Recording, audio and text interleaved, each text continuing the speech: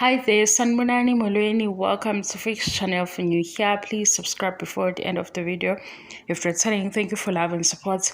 I appreciate you. Isigaxa samandla samanga we guys. Yabo le season le ngize nje abantu bathi hayibo yaze yathepha kwi-reality.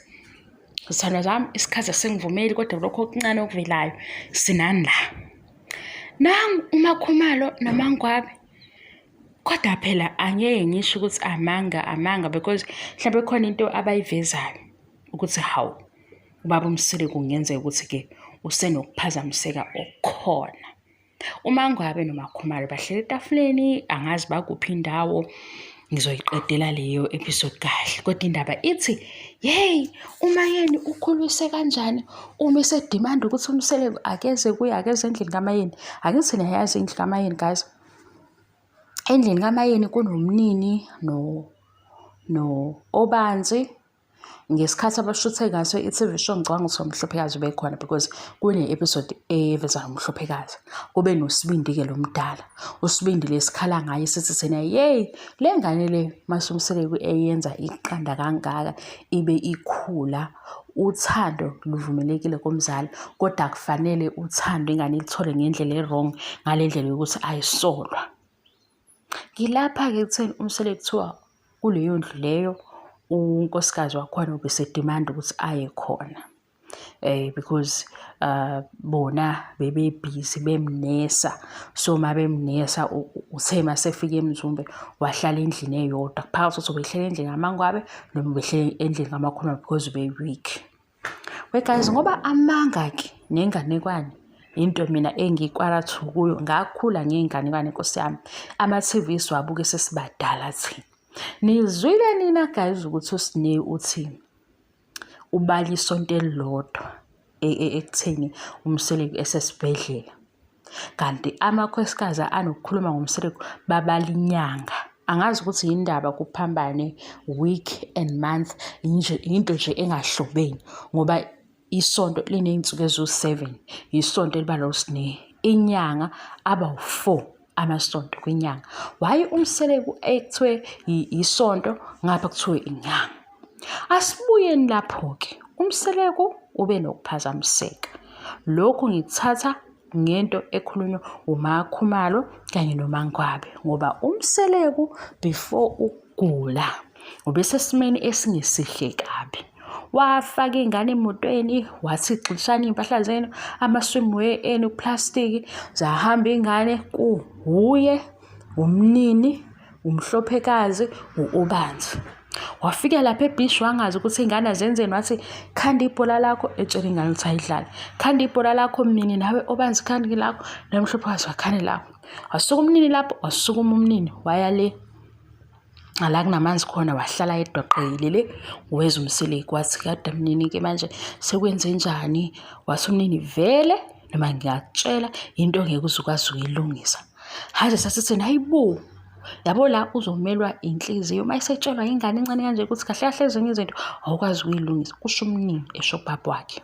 Wathi uMsele akaphathekile kahle because ezinye izinto azikho right.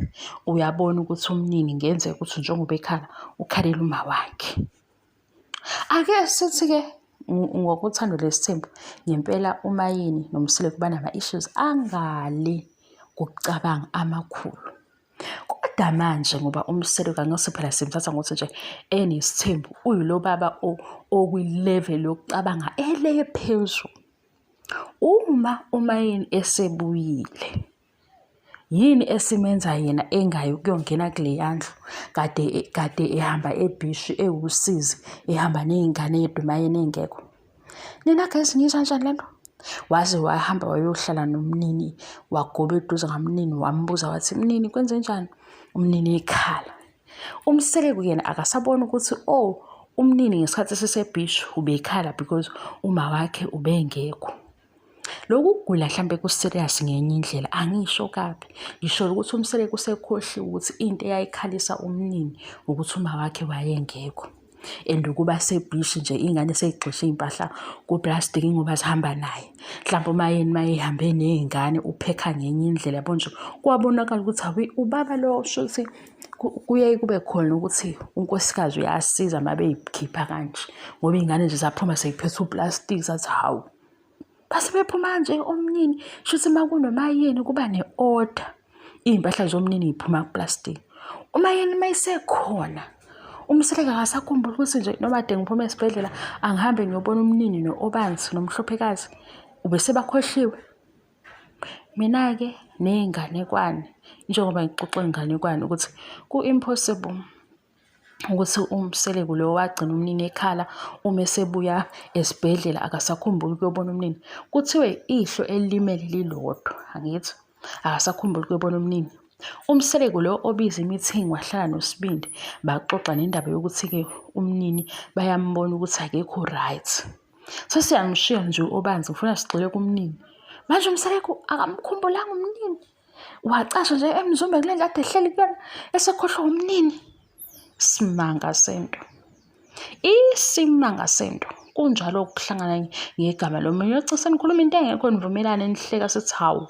Mase kubuza nokuthi upbringing abaningi sithi why?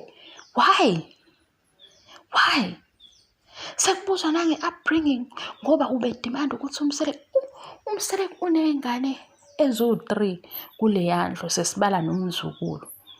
Lona komdala vele ke omdala ufana nempintshi yakhe.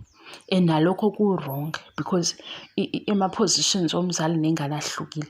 Manje ngiyagazi ngisho ukuthi umseleko wesekhohle ukuthi umnini wayekhala ebhishi ekhalela ukuthi akababoni bebobabili benomayini. Akasakhumbuli nje ukuthi kunomnini lapha yana ingane le yayikhala.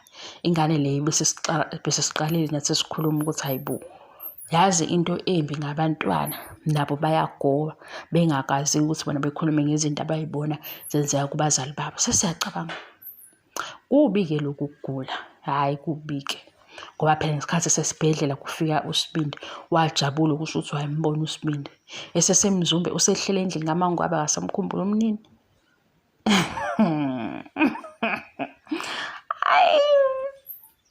Akasamkhumbula obanzi. Ngizonikhombisa lezi ngane engikhuluma ngazo.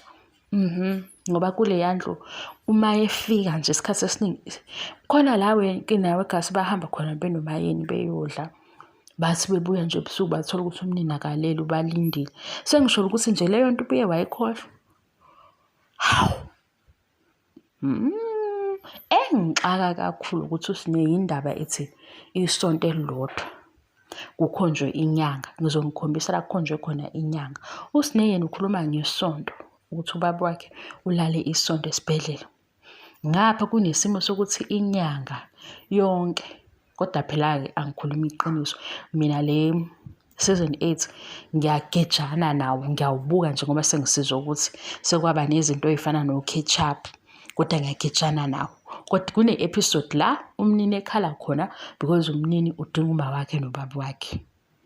Uma wakhe sebuyile ngesikhathi abuya ngaso mhlawumbe sothola ukuthi njalo noma akamnini akaze yindawo bemane nje ema ngaphandle nefoni efone engangqongqozanga endlini. Wakwangqongqozana endlini yamayeni ukube emvulele sibone ukuthi ngempela indla akekho umayeni ngoba nathi sesiyayibuza ukuthi shothi ngesikhathi umayeni engekho zonke lezi insuku belala endlini kamayeni ukuze phela yenze sure ukuthi abantwana be-right. Enye into phela wegazi ngesikhathi beplana idrama babuye bekhohle ukuthi nje lama details amancane sizowanaka. Usebuyile umayeni ngokusho kwaMangwabe noMakhumalo useyademand ukuthi akeze endlini yakhe. Enye ke into ngicela ukuxoxela lento esho umayeni ukuthi hey eqaleni kwakunjena babeqala behlebe beze behlebe ngisho izinto ezingekho. Ngoba babedidekile ukuthi hawu kwase kuba khona unkosikazi sikhona. Namanje kusazobadida-ke ngoba kuyabadida khona. Ngizobe sengiyoxoxela ukuthi kubadida kanjani. Ngoba bona ezinye izinkulumo phela zidlula yishesha kodwa fanele uyibuzisise into ukuthi hayibo. Kwenziwa right makwenziwa nje. Umseleko ukuthiwe ukhohlwe umnini.